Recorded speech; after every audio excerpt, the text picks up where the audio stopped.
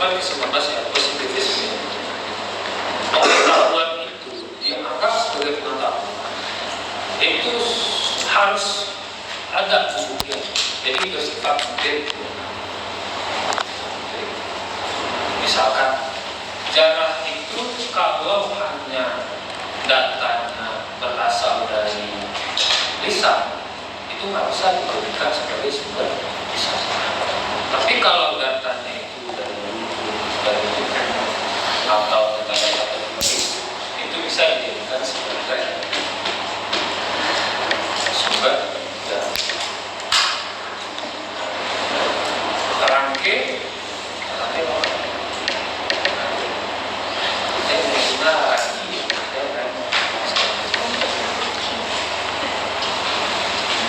Nah, untuk aliran positivis dia mencoba untuk membuat kaidah baru terhadap sejarah, bahwa karena sejarah itu masuk dalam kategori pengetahuan, maka sumber-sumber untuk mendukung sejarah itu adalah sumber-sumber tertulis yang jelas ada.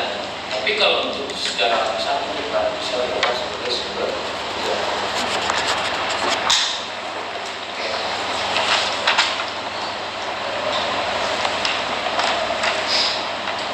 Lalu di abad ke-19 itu ada juga Marx, ada Hegel, Hegel masih ingat masalah tentang dialektika. Ada dibaca baca novel atau apa?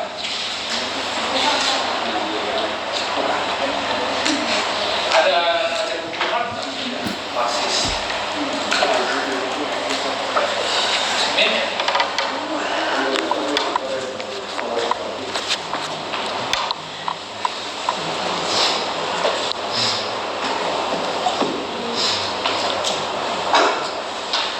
kalau untuk Hegel berarti kan dia bahas sejarah, cuma yang dibahas itu bukan kehidupan manusia, cuma bagaimana semestinya sejarah itu sumbernya itu harus sumber atau sumber tertulis.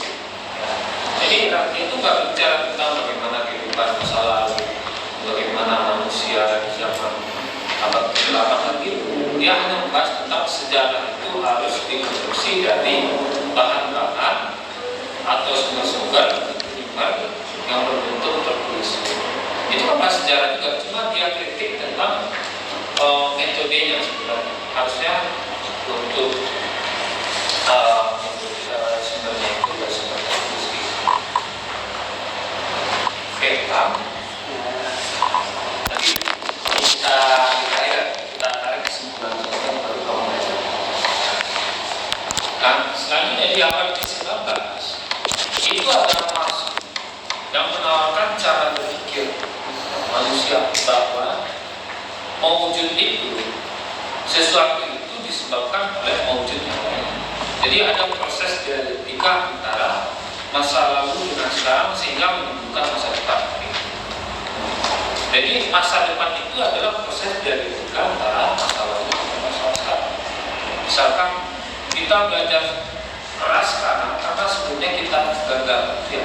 Jadi yang menentukan masa depan itu adalah bagaimana sekarang itu ya, karena kita melihat masa lalu kita. Misalkan saya gagal kemarin karena usaha untuk belajar itu dalam sejam dalam sehari itu cuma 3 jam. Nah karena kegagalan itu sekarang saya belajar dalam sehari itu sebanyak 6 jam. Jadi kan pemikiran masa depan itu merupakan bagaimana saya melihat masa lalu saya, lalu dan bagaimana saya menghadapi sekarang, baru itu masa depan. Sehingga itu disebut dengan distopis, material, studies, atau dialektika material.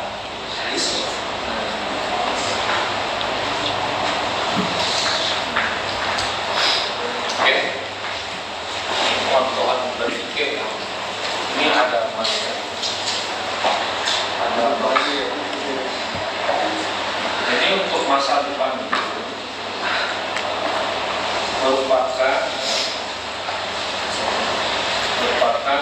adanya dialektika masa lalu ditambah masa sekarang.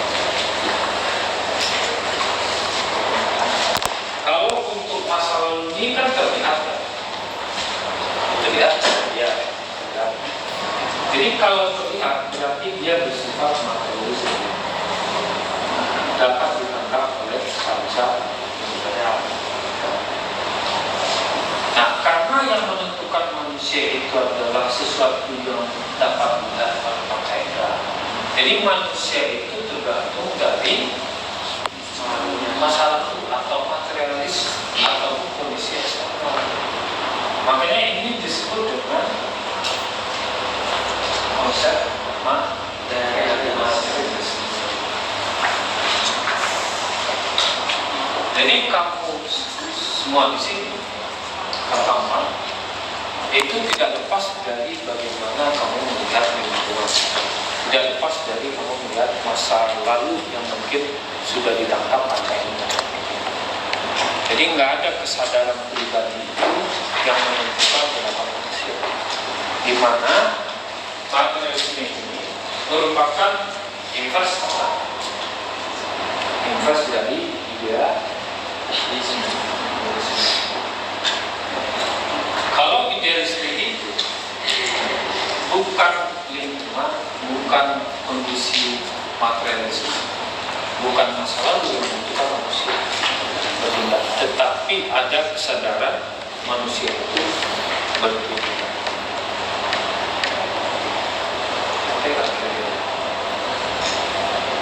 Ada nggak kejadian itu di mana kita bertindak, tetapi tidak melihat sekitar kita? Oke, saya contohkan. Ya. Kalau materialisme ini misalkan kita berhenti di perempatan karena ada lampu merah. Jadi kita bertindak itu kan karena kondisi eksternal ataupun kondisi material yang bisa ditangkap oleh kaca indera. Kalau untuk idealisme, ada nggak orang yang di perempatan itu dia tetap tancap gas? Ada. Berarti kan bukan kondisi eksternal yang menentukan manusia, tetapi ada kesadaran manusia untuk bertindak. Itu disebut dengan idealisme. Nah, golongan idealisme itu diprakarsai oleh Hegel.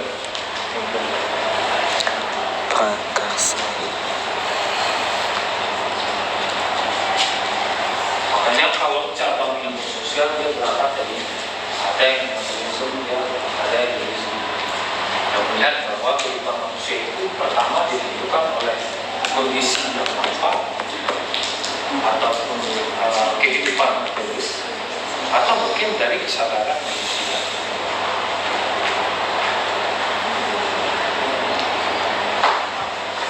Ada pertanyaan dulu?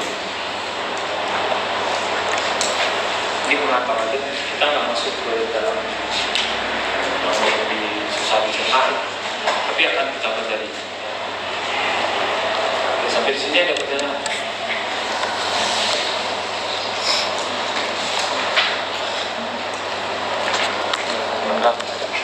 Lalu untuk Mars, dia melihat kehidupan manusia akhirnya apa?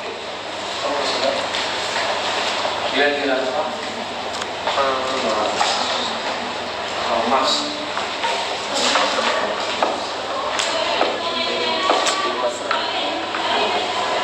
Manusia itu tahap terakhirnya apa?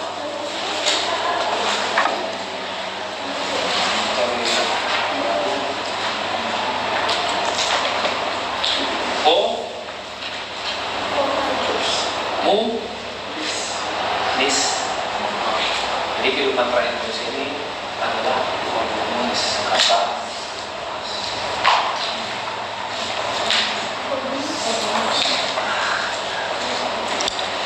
komunis.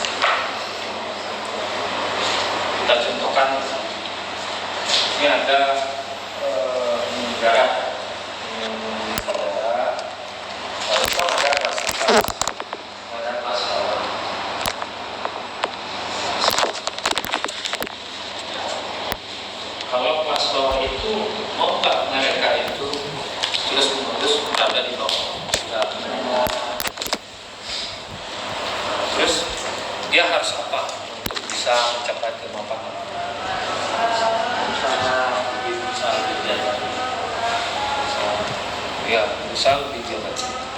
Terus apa lagi? Dan Mars berarti kan dia melihat sejarah menjadi panduan untuk melihat masa depan. Jadi manusia itu katanya berakhir dengan komunisme. Nah, terus untuk albumnya itu dia bersifat maju ya. Artinya nggak ada kejadian yang berulang. Kalau untuk album itu kan berulang, tapi kalau untuk Mars nggak ada kejadian. Proses untuk menuju akhir itu nggak ada kejadian-kejadian yang sama dialami oleh manusia. Itu disebut dengan proses maju.